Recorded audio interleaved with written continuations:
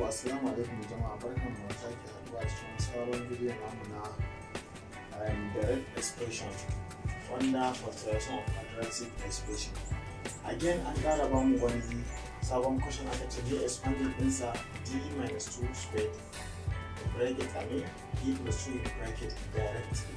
Ya za a yi expanding din wannan quadratic expression indirectly ba tare da mun showing din workings din ba, shine ake tambayar mu. So d minus 2 bracket and d plus 5. So kamar yadda kuka sani yadda ake expanding din quadratic expression directly is very simple.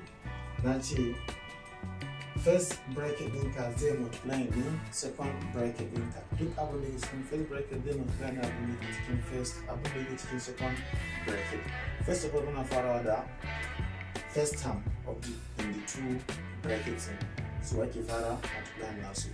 Za mu ce ga d daga d term zai zama sama d squared. So yanzu za mu nemo middle term ɗin, ya za a sama middle term na tsakiya. So it's very simple. Za mu yi closing din wannan, mu yi closing din wannan bracket. Idan muka yi closing din wannan za mu samu, idan muka ce d plus minus 2 yawan minus 2d, sai mu ce to plus again d plus 5 din nan zai ba mu plus 5d. An gani? Muka yi closing din wannan zai ba mu minus 2d. Muka yi closing wannan zai ba mu plus 5d. To za mu yi closing nasu, muka yi closing nasu abin da ya ba mu shine a middle term namu. So za mu yi closing nashi minus 2d plus 5d. Ansan zai ba mu plus 3d. To wannan shine na ke samu middle term din.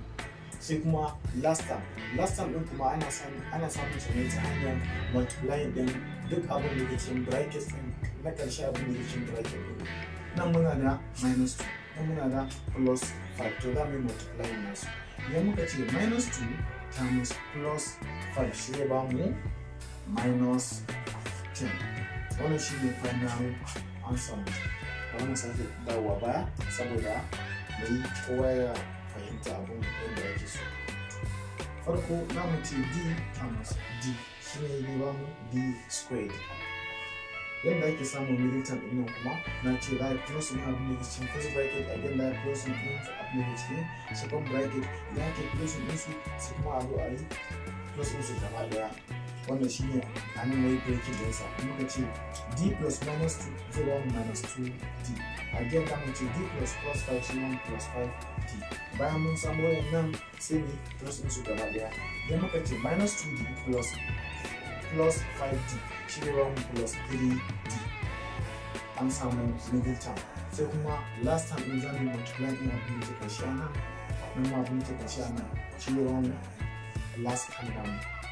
Minus 2 times plus 5 equals to minus 10. So wannan shi ne final answer mu. Bari mu tabbatar da answer mu is correct or not correct. Bari mu goge ne sai mu yi dogon lissafi ne.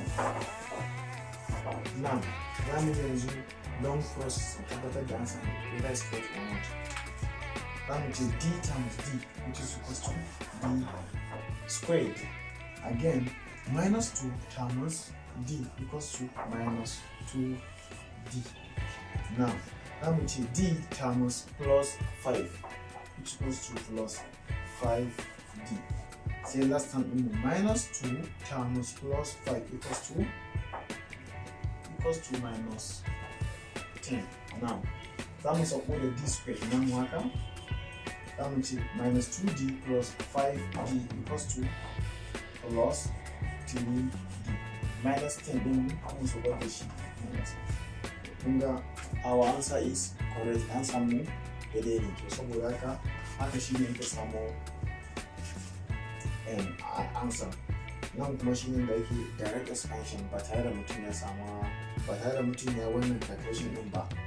saboda kan lokaci ya riga ka, sai kai sharp kai wannan duka answer is correct.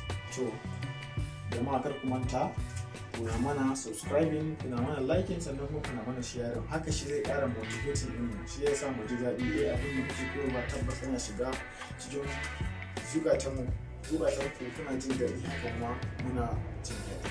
To kamar yadda na faɗa muku kullum a kowane ƙarshen bidiyo namu insha Allah za mu na ba ku assignment wanda muke so mun je gida in ku kalla wannan bidiyo in ku ƙara kallon sa har ku yi da lesson ne sai ma ya shiga gaban ku, sai kuma ku zo ku yi assignment da muka ba ku sai mu tabbatar da kun fahimta.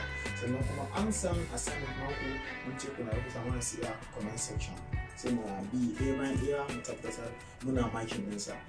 To haka ma yau ma insha Allah za mu ba da assignment a kan wannan bidiyo da muke. Assignment ɗin mu shine bari mu rubuta na assignment brackets, bari mu ce b plus 2 b minus 3 here. To wannan shine assignment namu. Idan kuma gida sai a samu da Allah mana solving ɗinsa,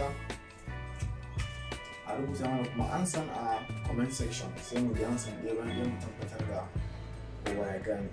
Sannan kuma a ƙarshe kar ku manta kunna notification ɗinku na kan ƙararrawanku, saboda duk bidiyon da muke dropping insha Allah ku fara gani. Bisalamu, barku lafiya.